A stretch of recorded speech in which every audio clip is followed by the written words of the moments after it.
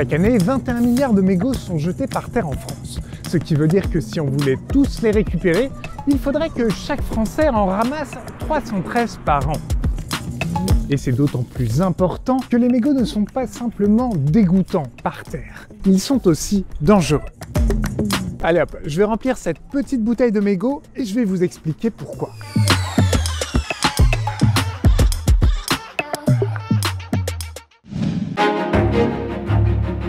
Là, j'emmène ma bouteille de mégots à Bègles.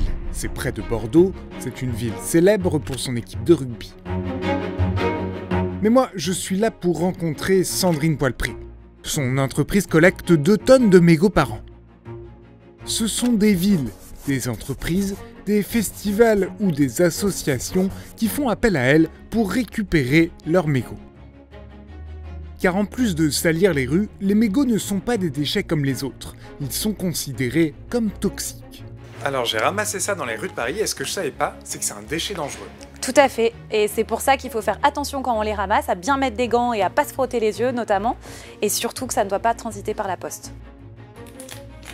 Il faut donc les récolter dans ces fûts bleus dédiés au stockage et au transport des déchets dangereux. Dans ce rapport de l'Institut national de l'environnement industriel et des risques, en 2017, les mégots ont été classés comme toxiques aigus pour l'homme. Ça, c'est notamment à cause de la nicotine imbibée dans le filtre. Ensuite, le mégot a été catégorisé comme écotoxique, c'est-à-dire dangereux pour l'environnement. La nicotine est toujours en cause car c'est un insecticide naturel. Mais c'est aussi parce que le mégot est bourré de molécules différentes. On en compte plus de 2500. Elles ont beau être en très petite quantité, beaucoup sont toxiques. Dans ce rapport, qui donne aux mégots le statut de déchets dangereux, on peut voir que quand ils sont très concentrés dans la terre, ils peuvent causer la mort des lombrics. Autre exemple, même une très petite quantité de mégots inhibe la croissance de végétaux comme la laitue ou les navets. Au contact de l'eau, ce cocktail chimique se propage dans l'environnement. C'est donc l'eau que les mégots de cigarettes polluent, c'est pour ça qu'il est important de bien concevoir les cendriers. Prenez ce cendrier par exemple. Il ne sert à rien. Pourquoi ? Eh bien parce qu'il prend l'eau et la pollue donc très facilement. Ce n'est pas le cas de celui-là. Même quand il pleut fort comme ici, il garde les mégots bien au sec. En plus de charrier les molécules dangereuses, l'eau a un deuxième effet sur les mégots. Elle déplace ces déchets polluants jusque dans les océans. C'est d'ailleurs l'un des déchets que l'on retrouve le plus sur les plages en Europe. Le mégot est un déchet qui est très léger, qui avec le vent, avec les pluies, de toute façon ruisselle, que ce soit dans les égouts, ou par terre ou dans les milieux naturels, et finit obligatoirement dans les mers et dans les océans.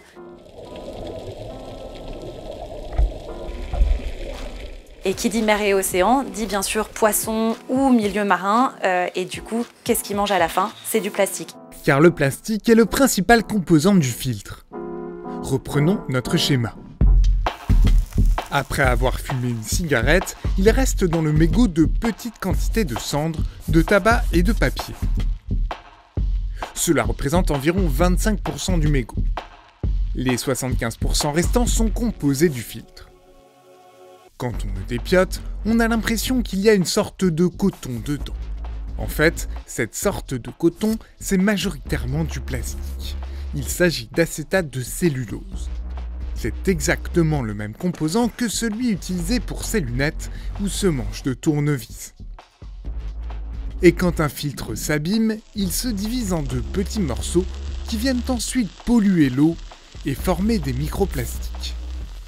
Des plastiques quasiment impossibles à récupérer une fois jetés. Un mégot, une fois qu'il est par terre et s'il est en contact avec de l'eau, il se mouille et s'aplatit, voire en fait se divise en plusieurs éléments. Récupérer tous les éléments et collecter tous ces éléments, c'est ça où c'est très difficile. En quittant Bègles, difficile de ne pas focaliser sur les gens qui font ça dans la rue. Il y a pourtant des solutions très simples à privilégier. Le cendrier de poche ou n'importe quel autre cendrier protégé de la pluie. Comme ce cendrier avec son petit chapeau ou ce cendrier avec ce sondage rigolo. Les cendriers gérés par des entreprises de collecte sont encore peu nombreux en France, mais les choses pourraient changer. À partir de 2018, l'Union européenne a pris des mesures pour lutter contre cette pollution dans la directive européenne sur les plastiques à usage unique. Dès janvier 2023, les producteurs de cigarettes devront payer pour améliorer la collecte des mégots et la sensibilisation des fumeurs. Et la France sera pionnière sur le sujet, car le dispositif a été intégré à la loi française contre le gaspillage votée en 2020. Pour montrer l'exemple, la France va appliquer cette mesure dès 2021. L'industrie du tabac a donc moins d'1 an pour s'adapter. À ce stade, les cigarettiers travaillent sur le sujet au sein d'un collectif appelé Mission Mégot. Impossible d'avoir plus d'informations, car son porte-parole a décliné notre proposition d'interview. Le seul moyen d'en savoir plus pour l'instant, c'est de me rendre au ministère de l'écologie. Eh bien, nous avons décidé de mettre en place une filière pollueur-payeur, autrement dite et appelée responsabilité élargie du producteur, de façon à obliger les industriels du tabac à gérer les mégots et la pollution qui est engendrée par les mégots de leurs cigarettes. Il existe déjà 15 filières de ce type en France. Par exemple, c'est ainsi que l'on traite les déchets électroniques ou les piles. Nous sommes au stade où nous sommes en train de créer cette filière pollueur-payeur et donc actuellement ce qu'on est en train de faire c'est d'abord de faire l'étude de préfiguration puis ensuite les entreprises décideront quelles sont les mesures qu'elles doivent mettre en œuvre pour atteindre les objectifs fixés par l'État et enfin elles s'organiseront dans un éco-organisme et elles décideront de l'éco-contribution. L'éco-contribution appliquée à chaque produit viendra donc financer la collecte. Elle sera gérée par un éco-organisme, une structure indépendante. En attendant 2021, la collecte des mégots est majoritairement à la charge des services de propreté des villes, c'est-à-dire qu'elle est financée par nos impôts locaux, que l'on soit fumeur ou pas. Cependant, même lorsqu'ils sont bien ramassés, la plupart des mégots finissent à la poubelle. Mais ça, ce n'est pas encore suffisant pour se débarrasser durablement de la pollution qu'ils génèrent. Il va donc falloir travailler à des solutions pour s'en débarrasser sur le long terme, et ça, c'est ce que nous allons voir dans la suite de ce reportage qui parlera de recyclage et d'incinération.